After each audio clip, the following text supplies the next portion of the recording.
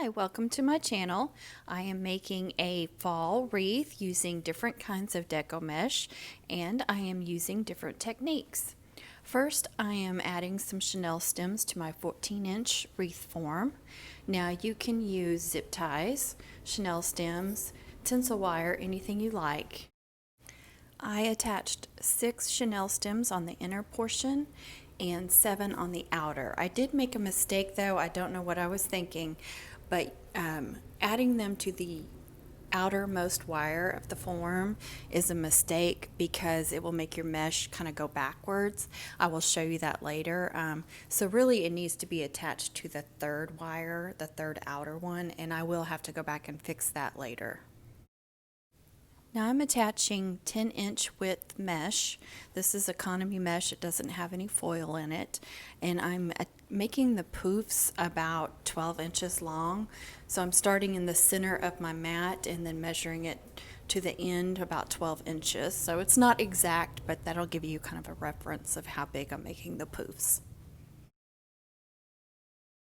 I have just enough of this to go around the outer portion. This was a partial roll, so a full roll will last you probably the entire wreath, and depending on how big you make the poofs.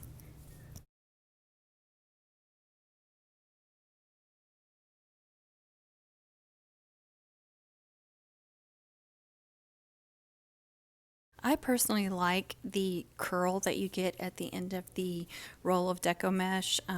Sometimes I leave it on there because it'll look cute, but other times it gets in the way and it stands out. So just depending on what you like and whether or not it's causing too much of an eyesore or not blending in will determine whether or not you want to cover that up. Now I'm using a yellow Deco Mesh. It's the same width and same kind of mesh, and I am attaching these to the inner part of the wreath form. On those Chenille stems, if you couldn't see, I attached those between the first and second row on the wire wreath form.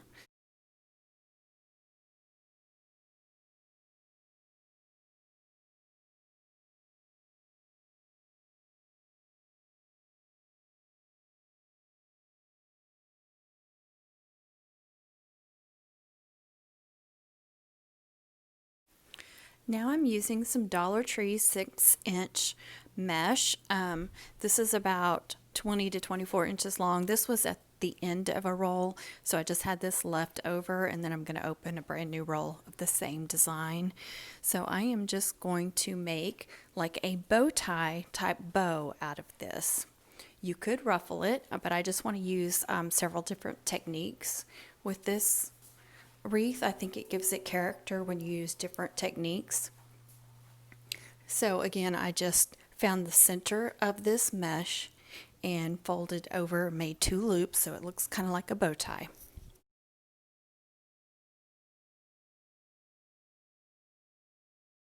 It's a brand new roll, and I am using my thumb there to mark at 20 inches, and I am cutting enough to place these all around the wreath above the orange. Wherever the orange was attached, that's how many I am attaching.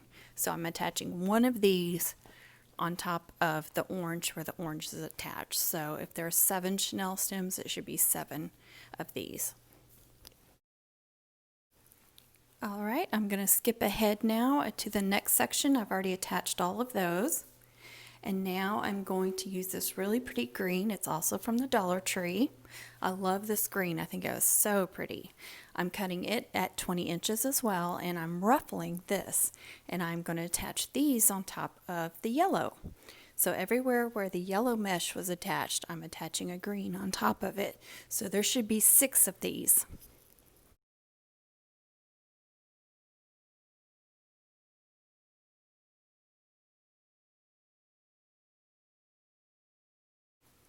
Again, I'm going to skip ahead because you don't need to see me attach all of those. And I will attach the end of the yellow and the orange. They are standing out too much. So I'm just going to find the ends of them and attach them and make them into another little poof.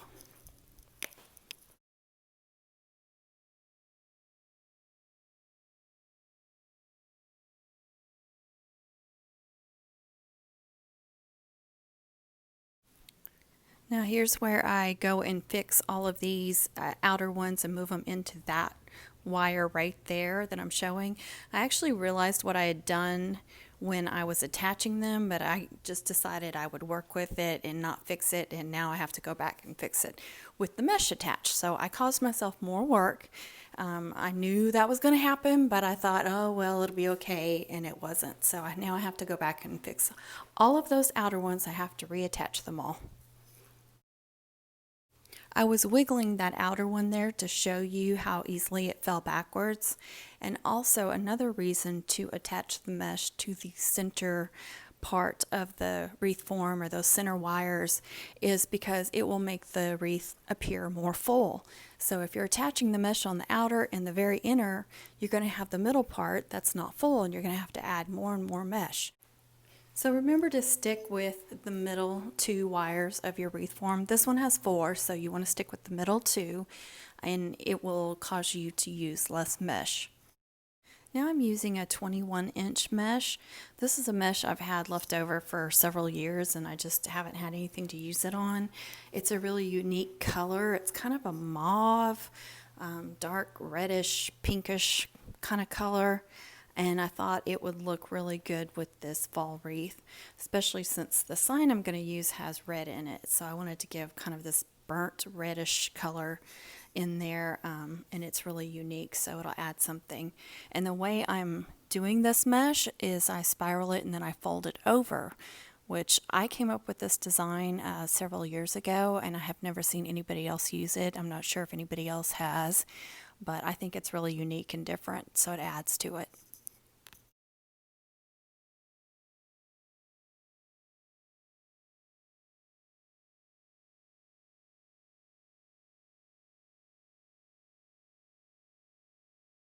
So you just want to roll it up and spiral it like you normally would, except you fold it over. And when you fold it over, sometimes you kind of have to give it a twist to get it to lay right.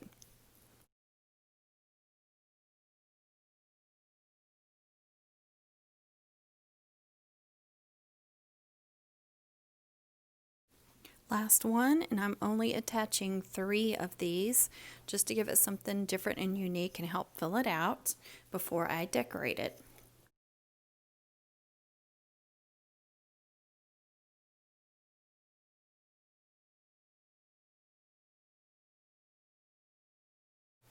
These aren't completely evenly spaced out because I'm going to attach a sign, so there's a little bit more space between 2 of them. Okay, I will make another video showing how I decorate it.